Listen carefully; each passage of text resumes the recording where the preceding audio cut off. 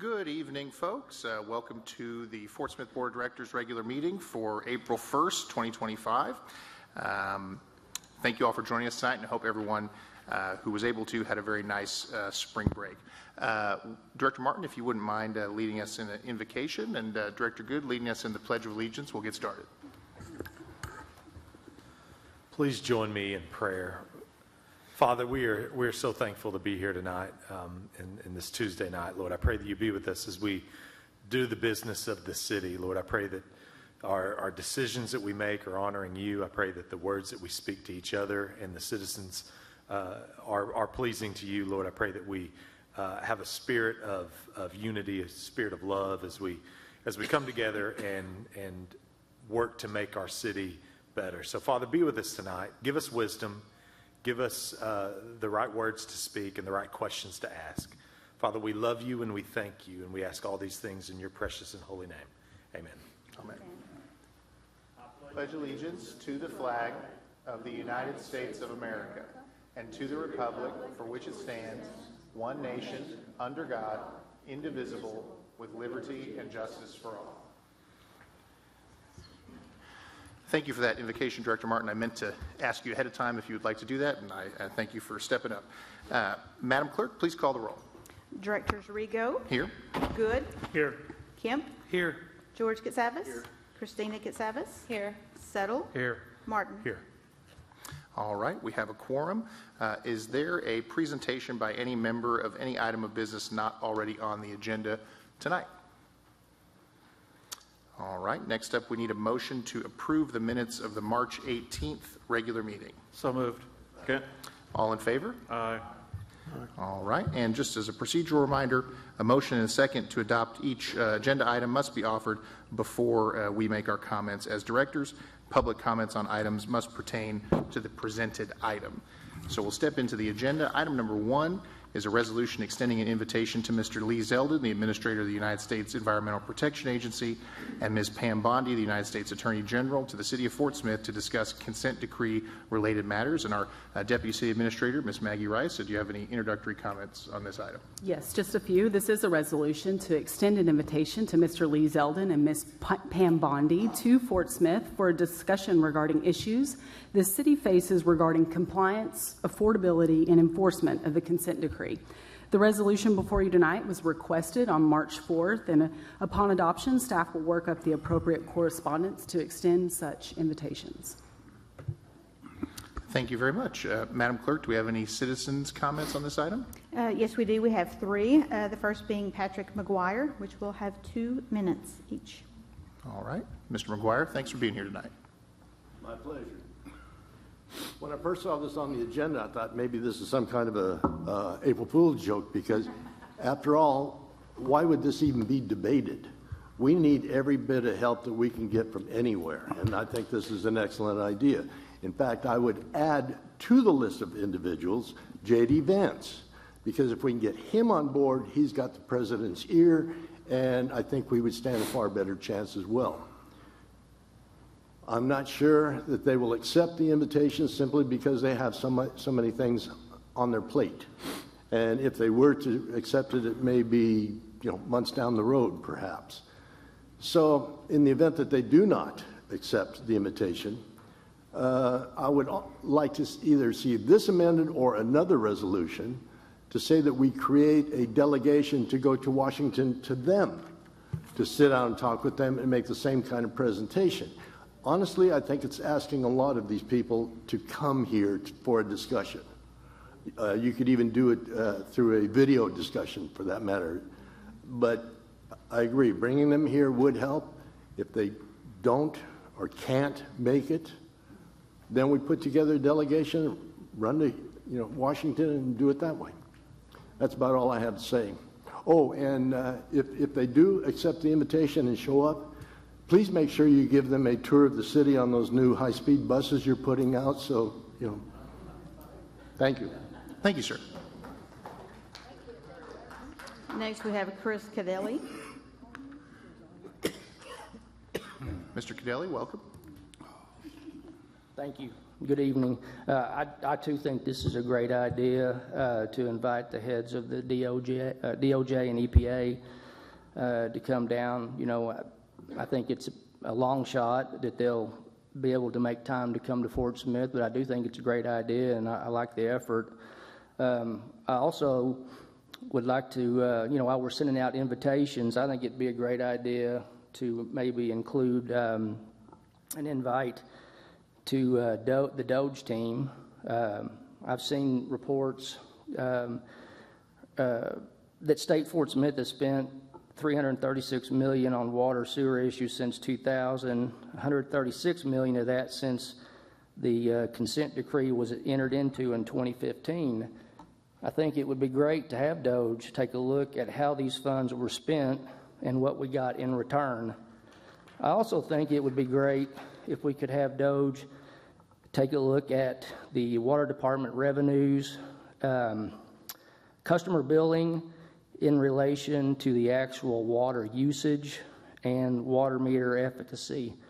I know there's been some discussion about what percentage of water meters even read properly here in Fort Smith. I'd like to know what that looks like and how people are being billed if their water meter doesn't even work properly. So I think that'd be great too. Thank you. Next, we have Crystal Cadelli. Ms. Cadelli, welcome. Good evening. I also do believe that it's a fantastic idea to extend the invitation along with any other government official that could help us with the EPA. I don't think that we're losing anything by the invitation. All we can do is gain help. The one thing that does concern me with the invitation is when we get government officials in here, you know, we have not done a great job with financial accountability with our city. And so I think that, you know, we need to really focus on an overhaul of our budgets. And I think that, you know, we need to eliminate any waste. And I know that everybody can say that about any budget. There's always waste. But we have some budgets that have a lot of waste and that are actually in the wrong bucket. For example, the mayor's budget could be cut by 60%. And I know that, you know, a little over $500,000 doesn't seem like a lot, but when you start cutting, it adds up. I think that, you know, Parks budget should come out of Parks. I think that we can put the $4.2 million back in the general fund, get it healthy again. I think that it should come out of the capital Parks budget. I think that, you know, we need to reach the 110% ratio. We don't need to leave any risk on the table. I know that Andy said we were close. You know, but we don't need to be close. We need to be confident because the citizens of Fort Smith cannot experience any more rate increases. Thank you. That's all. All right. Do we have a motion to adopt the resolution? So moved. Second. All right. Any comments or questions from directors? Director Settle. Thank you. I'm the one who brought this up on March the 4th, and I hope my board members will support this. I've had good inclination that if we pass this, there's a good chance that one or both will come, or their deputy directors right underneath them will be coming. They understand, the EPA and DOJ understands our issues. We're one of many in the United States that have consent decrees, but we're one that has a very short timeline. So I would ask the board to hopefully pass this, and we can send it up to both Administrator Zeldin and AG Pam Bondi. Thank you. Director Christina Katsavis, you're recognized. So I was at the National League of Cities conference a few weeks ago, and Lee Zeldin spoke at the opening session. And one of the things he talked about and he emphasized continuously was cooperative federalism. He talked a lot about how he's doing things differently And for those of you that don't know what cooperative federalism means, it means instead of the federal government and the municipality and the state all working in separate spheres, everyone's working together, which I took that to mean maybe there's a possibility that we can, bring some of these regulations back from the federal government, put it more in the state hands where they're more accessible to us. So that's something I think we need to be mindful about as we go through discussions with them, whether it's virtual or in person, is that, they're willing to do things a little bit differently. And that cooperative federalism was very important to him. He emphasized it several times. Thank you. Director Martin, you're recognized. I spoke with Mackenzie King today with Senator Cotton's office, and I think she told me that the chamber is in D.C. starting tomorrow. Is that true? Today. Okay. So that's good. She was asking me some things, just general things about Fort Smith, but I did speak with her about the consent decree and what we had tonight, what we were doing here tonight. And I shared with her the email that I sent to Representative Crawford that ultimately went to Governor Sanders. And, I think it kind of goes back to what I made mention of during the officials forum last week, is making sure that we as a city, or as the city administration, has coordinated communications with all of these individuals, whether it be our elected representatives or those appointed. And like we're doing tonight with inviting Mr. Zeldin and Ms. Bondi, making sure that we are having those communications regularly, and we're on the tips of their tongue, and we are someone that they're thinking about and wondering what's going on in Fort Smith and how we can how they can help address. I tweeted Lee or Mr. Zeldin again this weekend. Not that means anything, but as many times as we can get it in front of them, I think it's important. So I think this is a good move tonight, and just a piece of an overall pie of communication with all these individuals. Director Good, you're recognized. Thank you, Vice Mayor. First, let me start out by saying I'm not opposed to this resolution, but my question to the board is, before we vote, are we not jumping the gun, but are we overstepping the protocol? Since, there's a new appointee in Region 6 EPA, Mr. Mason, a Trump appointee, should we go there first before going all the way to the top? Since we're dealing with EPA and DOJ already, are we not overstepping? And if so, I think maybe we need to consider this and at least reach out to him first before moving forward with reaching out to the folks at the top.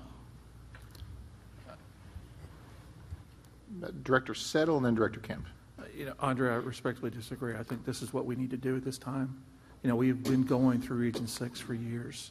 We've been going through the channels for years, and we haven't gotten anywhere. And it's about time we get some people in here that can make true decisions. And that's where I'm truly at now, is because I do not want to go through those channels for 3 or 4 more years. I got it from good resources that if we go this direction, there's a great opportunity they will come down and talk to us, because they're looking at consent decrees across the United States and how the federal reach is burdening every city in the United States. And I understand that we have rules, but if we had 40 years, we'd have a totally different discussion here. But right now we only have 17. We don't have an extension yet. And I don't know what they're waiting on. And I'm hoping this will start speeding that process up. But we've done everything. If I throw the kitchen sink at these people, and we haven't got anywhere with them. So I think this is the way to go. And if it doesn't get anywhere, it's no hurt on our back. But I truly believe that this will get us a lot of traction real fast. Director Kemp. Yes. From my visit to Little Rock with Chris Hoover and Jeff Dingman, we met with Lieutenant Governor Leslie Rutledge and Tim Griffin, the State Attorney General. Both of those also advocated that they would, if we would direct them on how we wish them to do this, that they would also reach out. And both of those have direct contacts with both of those individuals. And so I definitely I'm in favor of the resolution, but I'm also in favor of some of our state level personal connections, maybe even simultaneously saying, hey, just making sure we know you get a lot of communication, but this is worth the look. And both of those, especially Tim Griffin, he was like, just tell me what you want, what you're looking for, so I can help you. So I just want to make that note. Well, thank you for sharing that. And I think Director Martin's point was very salient about, this is there's multiple avenues of communication that need to be undertaken. The question I have for the board, prompted by what Director Good said and what Mr. McGuire said from the crowd, is there any desire to amend the resolution tonight and add the Region 6 director or add the vice president? Just wanted to make sure before we moved forward that those things were considered. I don't think it would be a bad idea to include them, especially there is a new director for Region 6. He's a Cherokee citizen. I'm also Cherokee. I get the newspaper, the Cherokee newspaper. There was a big article about him in it. So, we may not have had a good relationship in the past, but this is, new administration. So, certainly I think they should be included. He's from Oklahoma, if I remember right. Yeah, I think so. Director Good? Thank you, Vice Mayor. I have no problem at all with adding additional people, especially if we're including Mason. I mean, as highly as some people think of Trump's appointees, Mason is one that has not been representative for us with the EPA. We have not dealt with him. So, again, just not wanting to, shoot him and just leave him by the wayside, overstepping him. So if you guys want to include him, I'm all for that.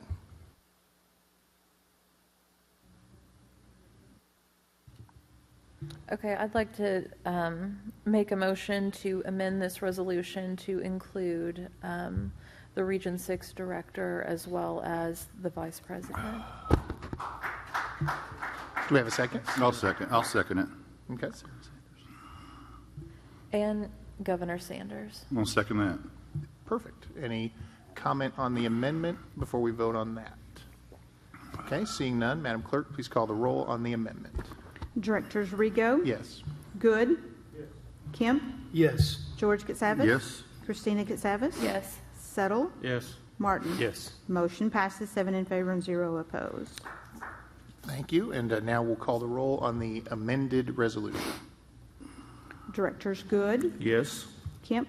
Yes. George Katsavas? Yes. Christina Katsavas? Yes. Settle? Yes. Martin? Yes. Rigo? Yes. It's approved, 7 in favor and 0 opposed. Item 2 is an ordinance amending the 2024 and 2025 operating budgets to reallocate credit card fees. Deputy Director Rice, who's speaking on this tonight? Yes, we will have our Chief Financial Officer, Andy Richards, speak on this item tonight.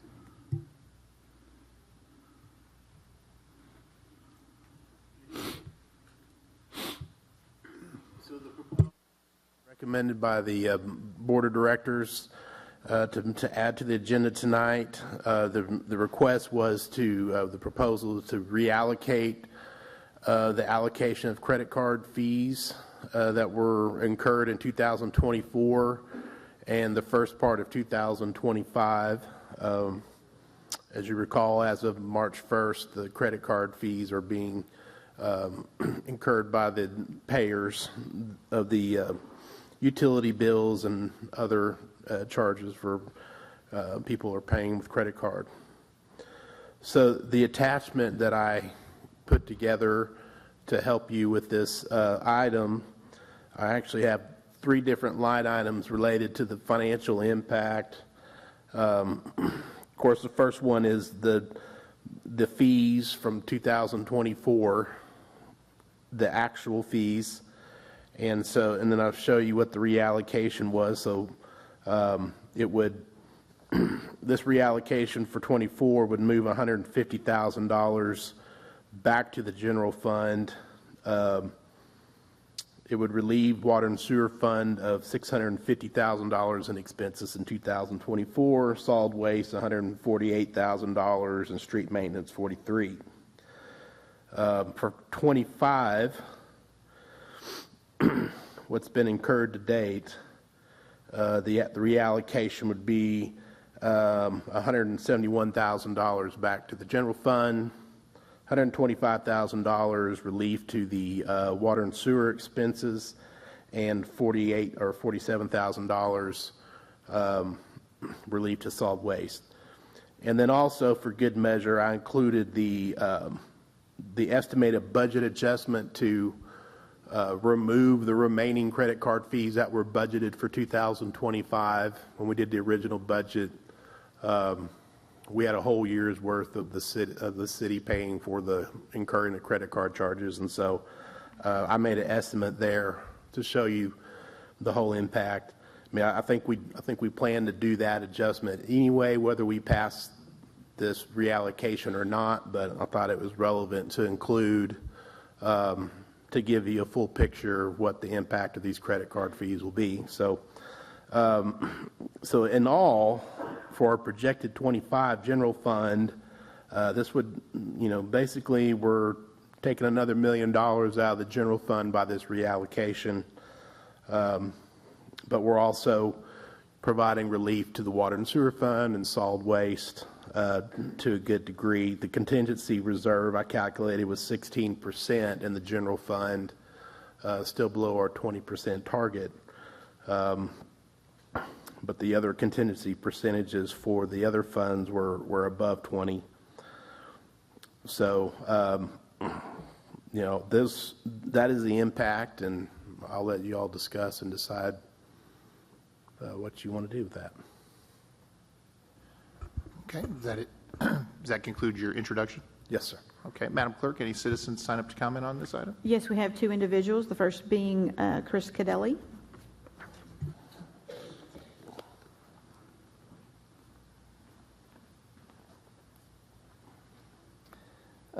Yeah, I just was going to comment, reading that summary, it does indicate this ordinance will provide some relief to the fund balances of the water and sewer fund while adding additional burden on the general fund.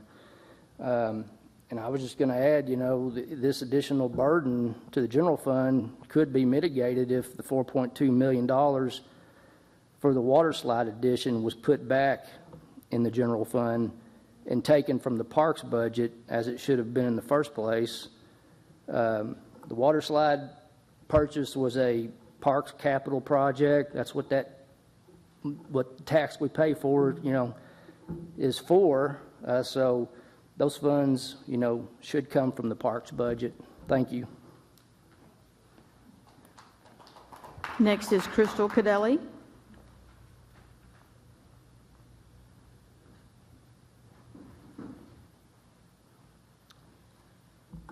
Do you mind if I ask Andy a question? So Andy, if we were to put that $4.2 million back into the general fund, where would that leave us on the percentage? Let's see, that put us at about 17 million. It put us probably over 20%.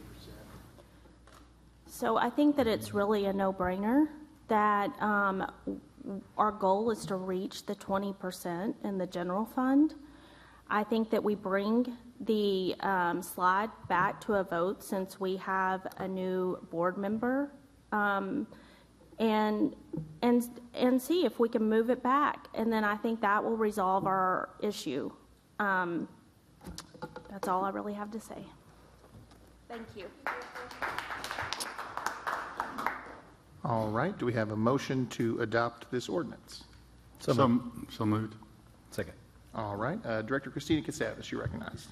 Andy, since we've already voted to end the credit card fee program, for the city to pay for it, this is really more like a one-time hit to the general fund. It's not That's ongoing, correct. right?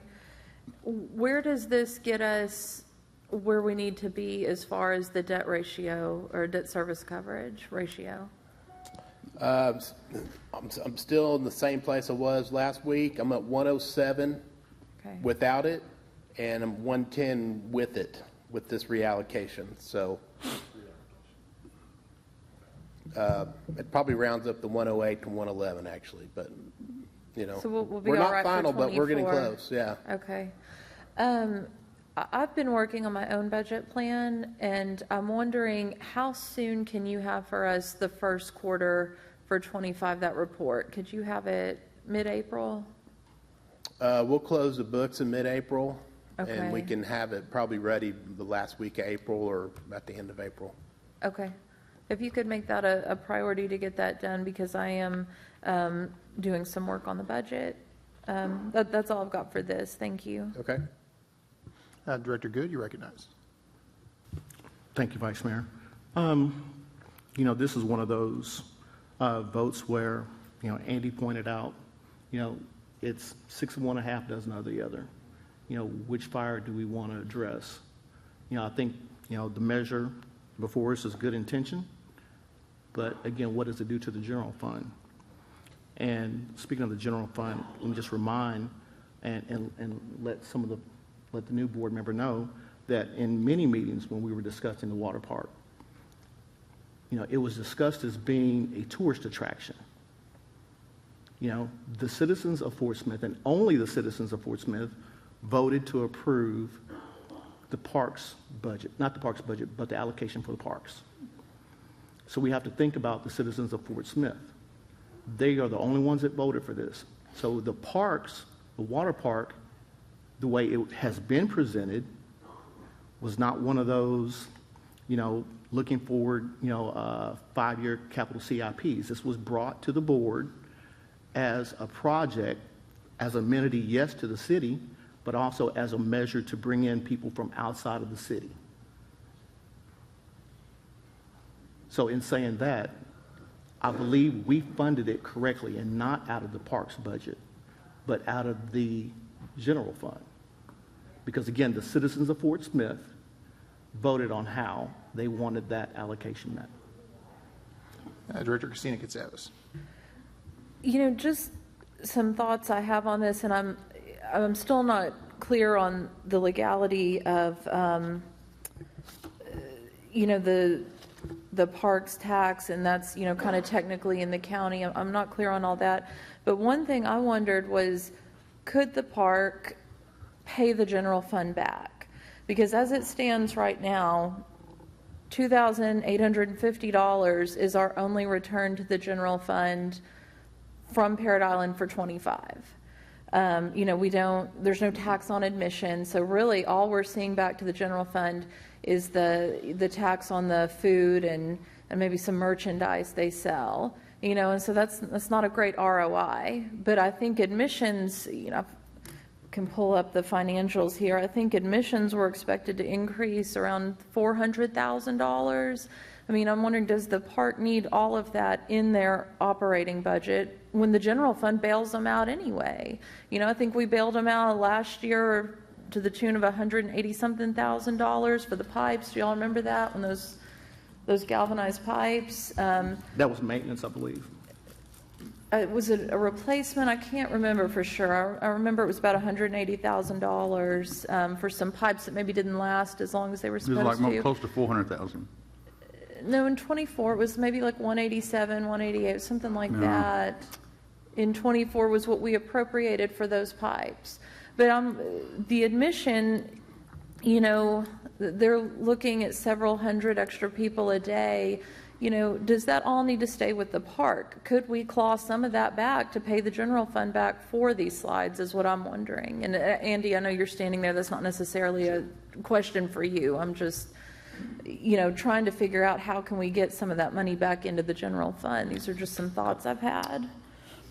Well, and as a reminder to my colleagues, I appreciate and understand the passion that remains around the investment in the water park, but item 2, that is not the subject matter of the item that we have under consideration. And so I think there's probably future junctures where that issue can be relitigated. Are there any comments about item 2? Director Kemp. Yes, Andy, could you speak to, when you have reread the bond covenants and their write-up about us, they presumed that we would fail the 24 because of the late water rate increase. Is that correct? Yes. And then as well, if they presumed that we were going to fail that, I'm for doing this if we want to reach it, because it's the method of reaching it. But if it wasn't passed, what would happen?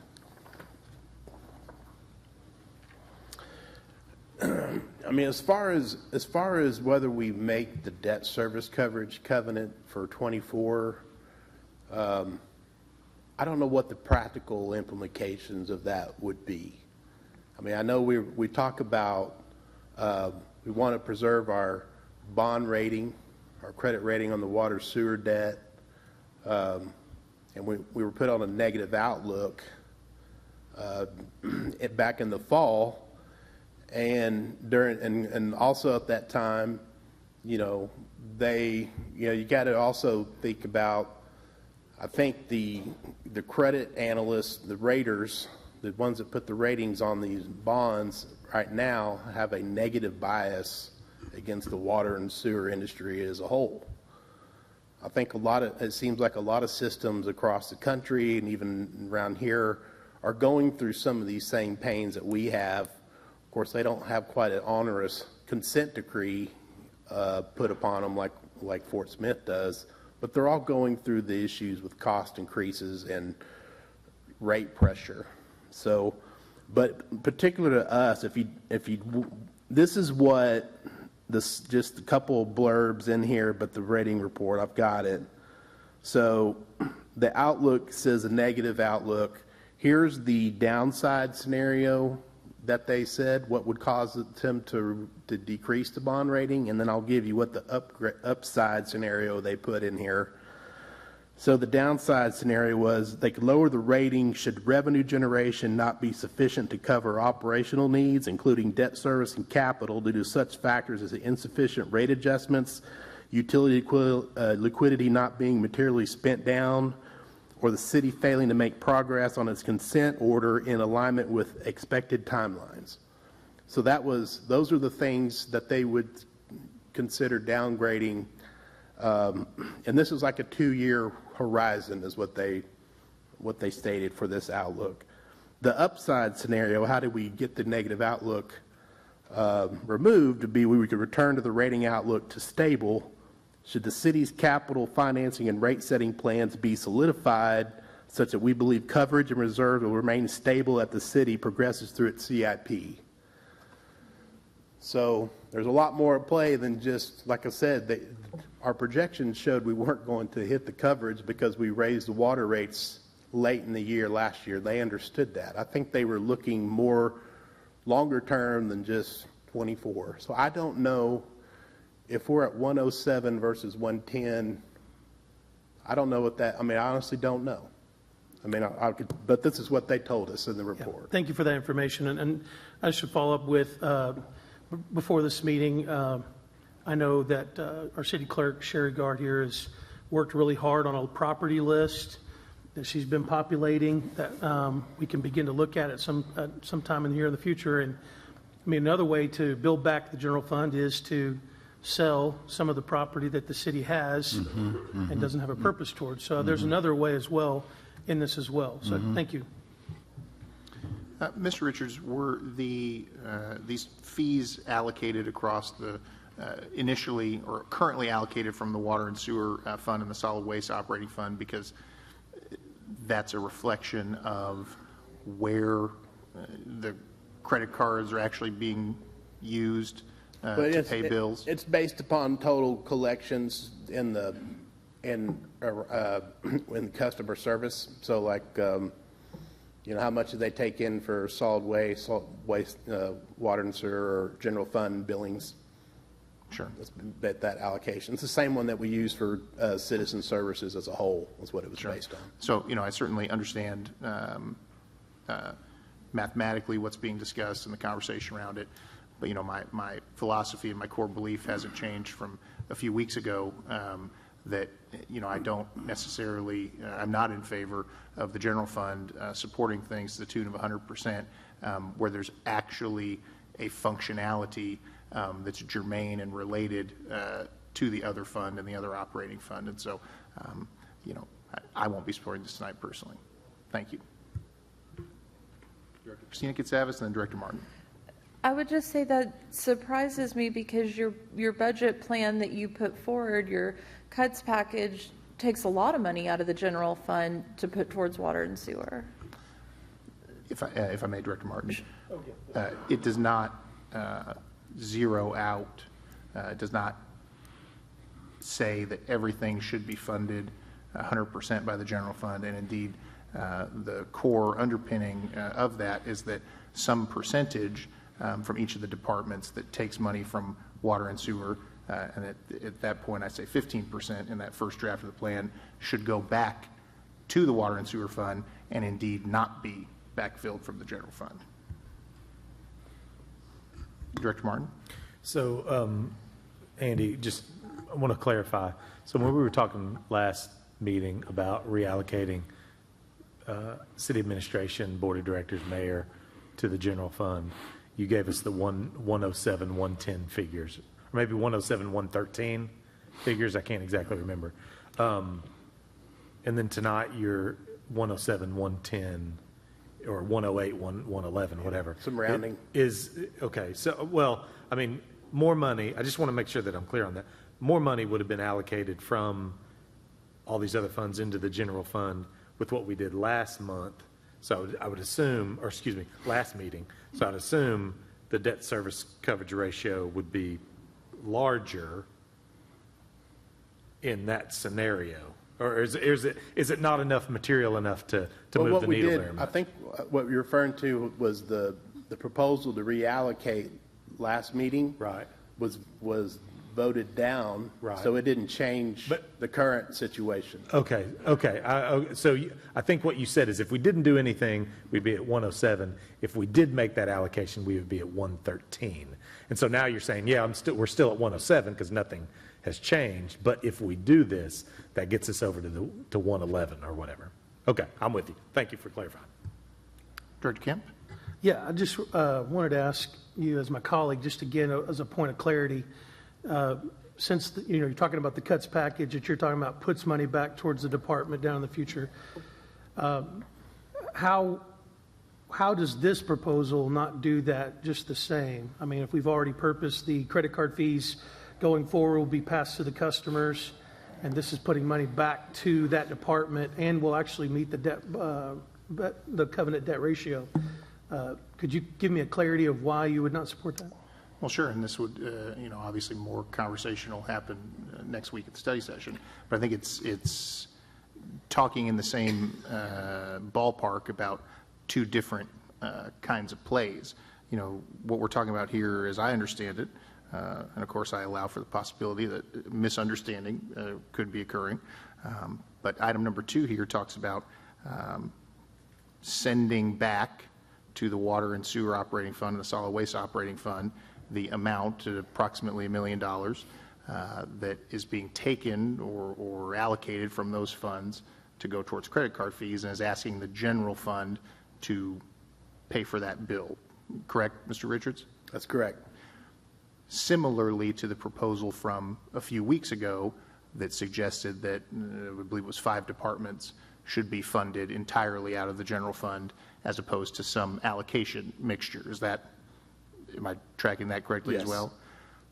I philosophically do not believe that the general fund at 100% should cover things that have a genuine purpose related to their allocation. And as Mr. Richards clarified a few minutes ago, the solid waste operating fund and the water and sewer operating fund are where these credit card fees are happening, which is why they were originally allocated from there. The proposal that I put forward and that we'll talk about more next week as a study session item says that I think that of the 13 departments that take some amount of their funding from the water and sewer fund, I suggested that 15% of that should be turned back and sent back to the water and sewer fund, and the general fund does not get utilized to fill in that 15%. So the difference, I would say, to your question is what I talked about and what I put forward does not involve the utilization of general fund money. So thank you for the point of, it sounds like it's a budgetary clarification for you, your viewpoint. But were you, last year in 2024, were you in agreement to move the credit card fees onto the customers? Was that a vote that you were in favor of? I don't recall. Okay. I mean, was there's a just gonna record. say, I think, I don't recall. that was the only point I was just going to make. I was like, if by policy one time when that did pass, saying, hey, this seems to be the right decision. I remember, obviously, the board votes. It's a vote of one at the end of the day. Yeah. But if you were in favor there, I would just appeal to you to reconsider voting for this so that we can not only see the validity of why we wouldn't do that going in the future and retrovetting that back to the past to meet the debt ratio. That was just the point that I wanted to kind of circle back. Thank you. Thanks. Any other comments or questions before the vote? Seeing none, Madam Clerk, please call the vote. Directors George Katsavas. Yes. I'm sorry. Yes. Christina Katsavas. Yes. Settle. Yes. Martin. Yes. Rigo. No. Good. No. Kemp. Yes. Motion passes 5 in favor and 2 opposed. Item number 3 is an ordinance approving the Wine Tasters Society of Arkansas Incorporated doing business as the Goat House to file an application with the Alcohol Beverage Control Division to obtain private club and retail beer licenses to sell liquor, wine, and beer at 1121 Garrison Avenue. Deputy Administrator, who do we have speaking on this? Yes, our CFO, Mr. Richards, will speak on this item as well. Thank you. So this is a current permit holder that's transferring their location. So this requires, when they move their place of business to another location, requires another application to the ABC and get a liquor permit. So, so they're moving from 9501 Rogers Avenue to 1121 Garrison Avenue, which I believe was the Civil Acts location down here. So that's what this is really kind of a transfer of that location to a new location. All right. Madam Clerk, did anyone sign up to speak on this item? None indicating. We need a motion to adopt the ordinance. So moved. Second. Any comments or questions from directors? Seeing none, Madam Clerk, please call the roll. Directors Kemp. Yes. George Katsavas. Yes. Christina Katsavas. Yes. Settle. Yes. Martin. Yes. Rigo. Yes. Good. Yes. It's approved, 7 in favor and 0 opposed. Item 4 is a resolution authorizing the mayor to execute an agreement with Hawkins-Weir Engineers, Incorporated, for providing engineering services associated with the 2016 SSA Remedial Measures Sub-Basin P008, project number 17-13-ED2. Deputy Administrator, who's speaking on this tonight? Yes, we have our Deputy Director of Water Utilities, Jimmy Johnson, to speak on these items. Welcome, sir. Okay. So this project is to update the original design for rehabilitation and replacement of sewer line segments and manholes in Sub-Basin P008. The update design includes field review of 69 line segments and 20 manholes, included in the original design, to see if changes are needed because this work was originally done as part of the 2016 SSA work. The design will also add approximately 20 line segments and 10 manholes with a NASCO score rating of 4 or 5, and the sanitary sewer assessment not included in the original design. Hawkins-Weir Engineering Incorporated was selected to provide design services on the project for $407,450, and they're to complete the work within 180 days. I'll stand for questions. Thank you, sir. Madam Clerk, did any citizens sign up to comment on item 4? Only Larry Yancey to answer questions. Thank you for being here, Mr. Yancey. We need a motion to adopt the resolution. So moved. Second. Any comments or questions from directors? No question. Director Katsavas, you're recognized. Jimmy, this is consent decree work, correct? Yes. Okay, how much are we spending on non-consent decree work? Do you As know? part of this project? No, just in general, non-consent decree work. Or what we're spending, like collapsed sewer lines or whatever. Well, the collapsed sewer lines would be consent decree work. So anything that's correcting a deficiency in the sewer collection system is part of the So city. we're not spending any money on just general sewer, water and sewer work for the city? Well, the non-consent decree items would be like work at the plants, or there's administrative type things that we do that's non-CD, but any work that actually occurs on the sewer system is part of the CD, whether it be pump stations, force mains, the sanitary collection system, all that is part of the CD. Director McAvoy, did you have additional info? I believe what you're asking is, are we spending money on anything other than consent decree? Yeah. The answer is yes. RDOT projects, which are reimbursed, that's money that we are spending, but we will be receiving all or a portion of that back. Emergency water line breaks that we need to fix so that we can keep water flowing. We spend money on that. Usually that's internal, that's under the operating fund, but things of that nature is what's going. But as far as most of our capital projects are for consent decree, because that's where we have the funds at this time. What about Towson Avenue? Towson Avenue, we do not have funds for. We have one? We have no funds for that. So I thought the state was picking up the sewer and water drainage. They're picking up drainage. I have not heard that they were picking up the sewer or water relocation. That is not what I've heard. Okay, thanks, Lance. Director Martin, you're recognized. Yeah, don't we have a non-consent decree wastewater CIP that we approve every year? Yes, that would be for the treatment plants. Okay. My question related to this was, this is the 2016 remedial measures, and we're talking about going back and taking a look at these that are 4 or 5, which 4s or 5s are the most extreme cases, right? That's correct. How were they not included in the original?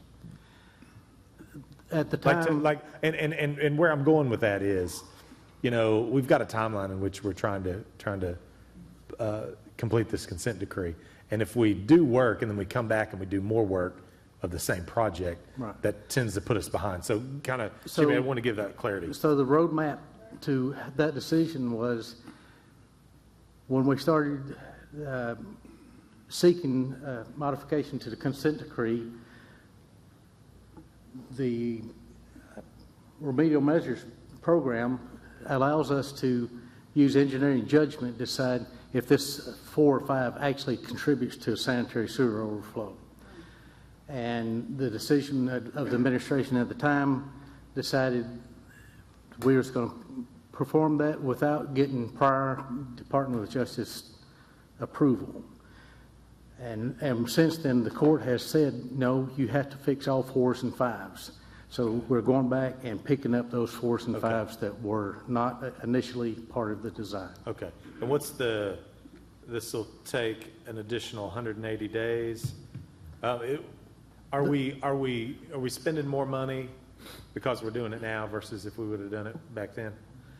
We're spending additional money because we're doing additional work. Well, the additional 20 lines and the additional manholes, yeah, that's additional work. It wasn't part of the original work. Well, I guess where I'm getting at is, had we had this same work in there in 2016, I'm guessing it would have cost us less. It was identified, but it was not part of the design. Right. So had we known at the time that the Department of Justice was going to ignore NASCO rules and regulations, then we would have went ahead and included the 4s and 5s. Okay. And that goes along with item 6 as well. Yes. Same type of scenario? Yes. Okay. All right. Thank you. Any other comments or questions from the directors on item 4? Seeing none, Madam Clerk, please call the roll. Directors Christina Katsavas, Yes. Settle, Yes. Martin, Yes. Rigo, Yes. Good, Yes. Kemp, Yes. George Katsavas. Yes. It's approved, 7 in favor and 0 opposed. Thank you. Item 5 is a resolution authorizing the mayor to execute change order number 1 with Brothers Construction Incorporated for the SSA Remedial Measures Sub-Basins MC07, P004, S006, and Z001 capacity improvements, project number 23-19-C1-Open Cut. Please continue, sir, with your introduction on this item. Okay, so the original contract was approved May 7th, 2024 with Brothers Construction in the amount of $7,994,075. The original scope included replacement or rehabilitation of 9,250 linear feet of 8-inch and 12-inch diameter sanitary sewer mains by the open cut method, and approximately 1,845 linear feet of 6-inch to 12-inch main point repairs. Replacement of approximately 139 manholes. The original scope of work from 2017 did not address structural defective scores of all 4s and 5s on the NASCO scale. Additional work provided by this change order includes 2 8-inch point repairs, adjusting scope of work at 2 sites from point repairs to complete line replacements. It's also incorporating relocation of an existing 8-inch sanitary sewer that's beneath existing residential buildings that we couldn't open cut because the building was in the way. Currently, the original contract scope for the project is on track to finish under contract price, and substantial completion deadline of the original contract remains December 31st for the original work. The additional time of 142 days to reach substantial completion is only for the added work. The funding for this project is available through the 5/8-inch sales tax. I'll stand for questions. Thank you, sir. Madam Clerk, did anybody sign up from the audience to speak on this item? None indicating. All right, we need a motion to adopt the resolution for item 5. So moved. Second. Any comments or questions from directors? Seeing none, please call the roll. Director Settle, Yes. Martin, Yes. Rigo, Yes. Good, Yes. Kemp, Yes. George Getsavas, Yes. Christina Getsavas. Yes. It's approved, 7 in favor and 0 opposed. Thank you. Item 6 is a resolution authorizing the mayor to execute an agreement with Hawkins-Weir Engineers Incorporated for providing engineering services associated with the 2017 SSA Remedial Measures Sub-Basin P009, project number 19-18-ED2. Please welcome us to this item, sir. Okay, so this is consent decree work, and the agreement is to update the original design and add any 4s and 5s that were left out of the original plan. Like I said, it includes field review of 31 line segments and 110 manholes that received a NASCO score of 4 or 5 in the sanitary sewer assessment and not included in the original design. Hawkins-Weir selected to provide design services on the project, and they submitted a proposal for the project in the amount of $188,750 and a length of 180 days to perform the design work. And again, the funding is through the 5/8-inch sales tax. I'll stand for questions. Thank you, sir. Madam Clerk, did any citizens sign up to speak on this item? We have Larry Yancey with Hawkins-Weir to answer questions. Thank you, sir. We need a motion to adopt the resolution for item 6. So moved. Second. Any comments or questions from directors? Seeing none, Madam Clerk, please call the roll. Directors Martin, Yes. Rigo, Yes. Good, Yes. Kemp, Yes. George Getsavas. Yes. Christina Getsavas. Yes. Settle. Yes. It's approved, 7 in favor and 0 opposed. Thank you. Item 7 is a resolution authorizing the mayor to execute an agreement with Hawkins-Weir Engineers Incorporated for providing engineering services associated with the 2017 SSA Remedial Measures Sub-Basin FL02, project 19-19-ED2. Again, this is a consent decree project related to the agreement to update the original design of the rehabilitation and replacement of line segments and manholes in Sub-Basin FL02. The updated design includes field review of mains and manholes on the original plan set to verify the remediation methods, incorporate any additional mains or manholes not included in the original 2017 sanitary sewers assessment that received a rating of 4 and 5. Hawkins-Weir was selected to provide design services on this project. A copy of the proposal was included in the packet, and the proposal amount was $227,950, and they are requesting 180 days to perform the work. And again, the funding is from the 5/8-inch sales tax. I'll stand for questions. Thank you, sir. Madam Clerk, did any citizens sign up to speak on this item? Larry Yancey with Hawkins-Weir, just to answer questions. Very good. We need a motion to adopt the resolution for item 7. So moved. Second. Any comments or questions from the board? Seeing none, Madam Clerk, please call the roll. Directors Rigo, Yes. Good, Yes. Kemp, Yes. George Getsavas. Christina Getsavas. Yes. Settle. Yes. Martin. Yes. It's approved, 7 in favor and 0 opposed. All right. Item 8 is our consent agenda. We have 7 items on the agenda tonight. 8A is a resolution accepting completion of and authorizing final payment for the 2022 drainage improvements, Phase A, project number 22-06-A. 8B is a resolution authorizing a change order number 1 for the 2023 street overlays reconstruction Phase C, project number 23-03-C. 8C is a resolution authorizing engineering services agreements for the design of projects in the 2025 Streets, Bridges, and Associated Drainage Sales Tax Program. 8D is a resolution accepting the bid of and authorizing the mayor to execute a contract with Crawford Construction Company for the transmission line casing at Gun Club Road Interchange, project number 24-12-C1. 8E is a resolution authorizing acquisition of water line easements in connection with the Lake Fort Smith Water Transmission Line, Phase 3, project number 18-20. 8F is a resolution authorizing acquisition of utility and temporary construction easements in connection with the Lake Fort Smith Water Transmission Line, Phase 5, project number 19-03. And 8G is a resolution adopting the revised Public Transit Agency Safety Plan for the Fort Smith Transit Department.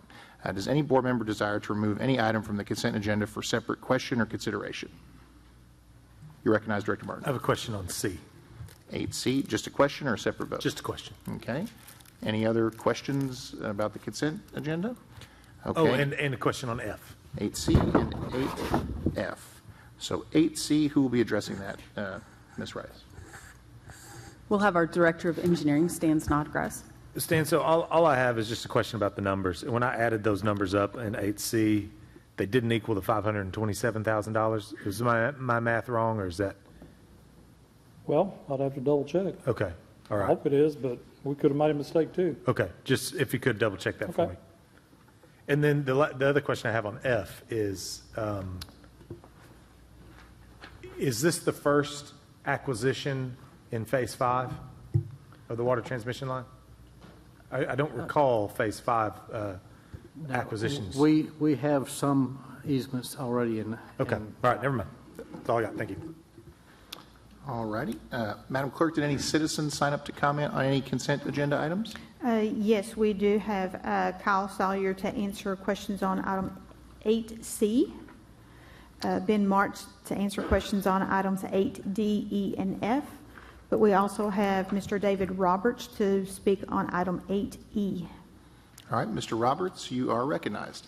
And the folks who are here to answer questions, thank you for taking the time to be here tonight. This is just one of the items connected with the water line from Lake Fort Smith. And it's a big project, and it's an expensive project, and it'll take a while. And I wanted to thank you for addressing this important infrastructure issue for the city of Fort Smith. The completion of the water line from Lake Fort Smith is an investment in our future, and the board is taking steps that will provide for a reliable water system now and enable future growth in Fort Smith. I want to recognize you for continuing to work hard on the consent agreement, but at the same time dealing with items like this, with our fire and police department, our streets and parks, all of which make Fort Smith a great place to live. Thank you. Thank you, sir. Do we have a motion to adopt all consent agenda items? So moved. Second. Any additional comments or questions from directors? Seeing none, Madam Clerk, please call the roll on the consent agenda. Directors Good, Yes. Kemp, Yes. George Katsavas, yes. Christina Katsavas, Yes. Settle, Yes. Martin, Yes. Rigo. Yes. It's approved, 7 in favor and 0 opposed. In the officials forum, I just have 2 items here briefly. And I spoke to you about this, Deputy Administrator Rice, before the meeting, but I just wanted to say it so folks watching could hear. There's a pretty significant pothole that's developed on North 12th Street in front of First Presbyterian Church facing west that kind of goes 360 degrees around, encompassing a water meter that's in the road.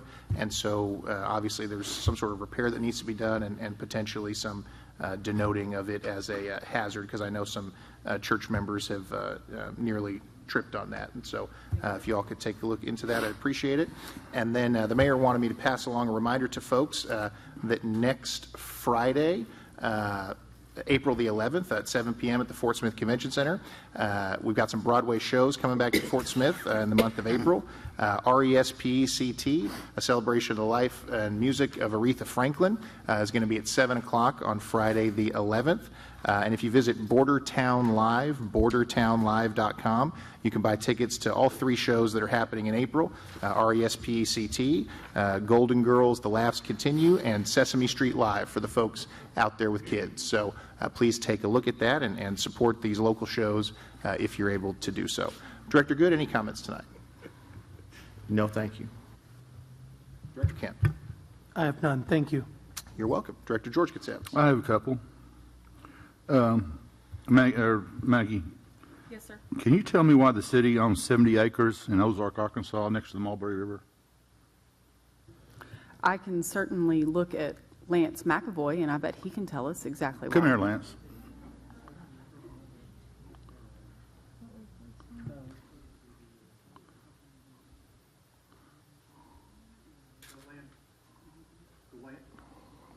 In Ozark. Yeah. So we actually own property in several areas, and what that is for is a land swap with the Forestry Service for land within the Frog Bayou watershed around Lake Fort Smith. So federal law precludes them from purchasing certain private properties, but they can exchange their property for other properties that they want. And that is a parcel that they actually indicated they wanted, and we will be swapping with them for land that they own around our Lake Fort Smith. What that allows us to do is to protect Lake Fort Smith better, because that reduces them coming in and doing logging, which causes a lot of sediment runoff, and that results in higher nutrients and higher treatment cost. So that's why we own land there. We own some land up near the Crawford County, Washington County border as well, just different places, and we are working with them to get that land swap finalized. That has been going on for several decades. Yeah, it kind of shocked me when I saw that. I just, what in the world? Somebody's hiding something from us. No, sir. That has actually been a practice that's been going on for over 30 years. Really? Yes, sir.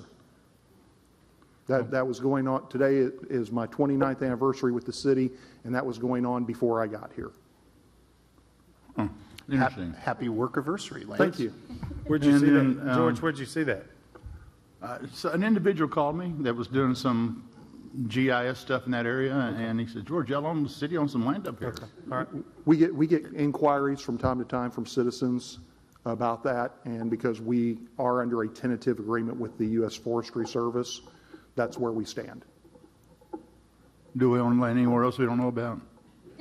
We own Anything in Oklahoma, 10 Killer, or so we do own land in Oklahoma, but that is because of Lee Creek watershed. Yeah. So we have to own certain land in Oklahoma to inundate that with water. So there is certain buffer zones we have to own around Lee Creek. Okay. And again, everything that has ever been purchased like that has come to the board for their approval. Okay, thanks, Lance. Sherry, Director Kemp asked for a list of all the vacant buildings in Fort Smith that the city owns. Yes, I do. I did give him a sneak peek, which I do have it on my iPad. Okay. If you would take a look. When will that be ready to give to the board? Probably by the end of the week. I'm making it pretty special for you. And then it'll be a list of all the empty buildings that the city owns. It will be all parcels owned by the city of Fort Smith in Sebastian County. Okay. Well, the board, what I'm getting at here, we have a lot of equity in property in this town. Acme Brick, we paid almost $3 million. The Kia building, 2.8. Remember the Cabinets property, $2 million. And the buildings, I mean, that to me, I figure that's over $6 million. It's all general fund. Is there any, would y'all consider, let's just get rid of this property and put the money in the general fund? Thank you.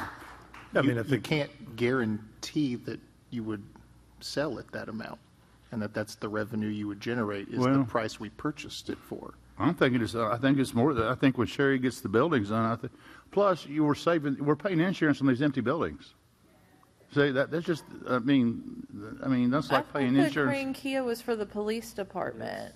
Well, yeah, but under the current financial circumstances, I don't see it happening anytime soon. I mean, if we can use the money now, we could always find another building. Well, I think that one specifically was because they could work on their cars there and True. things like that, that's not easy to find. Well, we're I'm gonna not find- saying we shouldn't look at selling some property, but, I mean, police need to rank pretty high up on the priority Well, I list. I agree. mean, at least they do for me. And then we have the Bose property on 74th, which what did that price for? $1.5 million, just sitting there. We don't own that. We own the Bose building. No, we don't. Do we sell it? You need to check your emails. Methodist Village found, am I right about this, where they had deeded the land to us for conditional use that's no longer being used, and they're taking it back. That is not ours to sell. But it was city property, correct? I thought it Maggie, was. can I you- thought it was ours. I actually thought it was ours too. I'll have to verify. The way I understood that letter was they're That- asking us to give it back to them Yes. because they gave it to us Yes. originally. But the city does own that property. Yeah. And we have every right to sell it, correct? If the board chooses, certainly. I think what they were saying was they gave it to us for a specific use for Boast. It's no longer being used by Boast, and they would like the land back. Who wants the land back? Methodist Village, it was their property initially, then they gave it to the city to be Okay. used specifically for Boast, since Boast is no longer. Is there a contract agreement saying that they're entitled to get it back? Well, Director George Katsavas, did you have any other items for the forum? let me see. Do y'all remember we paid Cabinets for his property, wasn't it $2 million? $2 million. For 15 acres. What are we going to do with it? Well, I think the plan was. I don't want another park. I think the plan was that the chamber was going to market it and sell it. Or, excuse me, chamber was going to market it and we would sell it to whoever that Okay. entity is that So that's at least over $2 million. Yeah, I think that, Which I could- don't think the plan Which is we that can we put sit straight to on. the general fund, correct? Every purchase that you Yeah. mentioned was general fund. Well, I think this is the way to relieve some pressure. All right, I'm done. Thank you, Mayor. You're welcome. Director Christina Katsavas? Yeah, I have a question for Lance, if he's still here, or just, I guess, a statement, really. I would like to go out on a meter reading, and I'd like to go out with someone when they're going out to read the meters, and then maybe on a reread, just so I can better understand the process and how that works. Yes, ma'am, we can get that arranged for you. Okay, thank you. And second, I've had from 2 different areas of town, people reach out to me about, flooding on their property, and one was from the north side, people that have done, some improvements on their property. It's still flooding. And then they got the, which I also got, I live in an older home, the galvanized pipe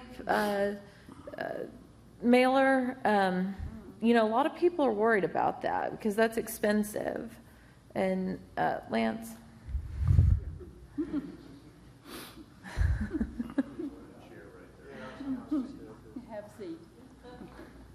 How is this program going to work? Because we've got people, I talked to some people on the north side, and they were saying, they've put in some pumps and things. They've spent a lot of money improving their property because of some of the flooding issues, and they can't afford to go in and tear it up now to replace these lines. So is there any sort of, because this is a state thing, right? Replacing those pipes from the galvanized pipes from the meter to the house? Yeah, so that is actually a federal requirement. And my understanding is from the meter to the house is up to the homeowner on whether they do it or not. I don't believe, the way I read it, and I'll look at Jimmy because he's also read it, federal government cannot mandate them to change that. They highly recommend that the line be changed. So Because I got the mailer, and I'm not sure that that's how I understood it, that it was optional. So we can let people know that that is up to them. yes. Okay, I will do that. I mean, the other aspect of that is the mailer states that if you wish for us to look to see if we can determine what the material is made out of, we're coming up with a plan on how to do that. But citizens do not have to allow us to do that. If they say, no, we do not want you on our property to look at that, We just put down that we did not have access, because for us to look at their line in any way, shape, or form, it is on their private property, and we are requesting right of entry with those letters. We are not demanding that. Okay. And then we got an email from a gentleman, I think he's here tonight, that has some property over off, just down from Duncan Circle. Is that off Ellsworth? Is that South 70th? And then I've also heard from some people that live on South Q Court that they're having issues with drainage and things over there too. This may be a question for Stan. And the gentleman I spoke to on South Q Court said they've put in sump pumps and some drainage and they're still having issues. I wonder if that's something we might not need to look at, that area over there. The gentleman I spoke with thought there was some issues coming from Laurel Glen down, but I know that area is all kind of tied in over there, and so I've heard from several people that are having some drainage issues. Yeah, I would defer to Stan on that. If we could look at that over there. And that's all I've got. Thanks. Director Settle? Nothing, sir. Director Martin? Nothing for me. All righty. Anything from administration, Ms. Rice? Just a friendly reminder that the study session next week will be held at the Fort Smith Senior Activity Center on Kavanaugh. Thank you. Now the board will convene into executive session to interview a candidate for the Director of Internal Audit.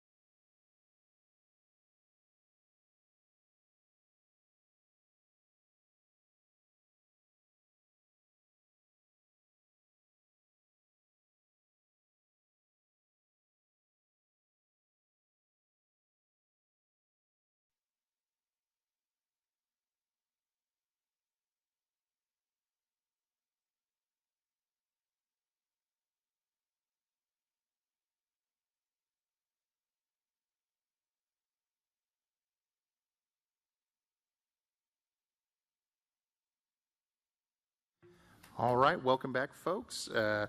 The board conducted an interview with a candidate for the Director of Internal Audit, and no formal action was taken. We'll now entertain a motion to adjourn the meeting.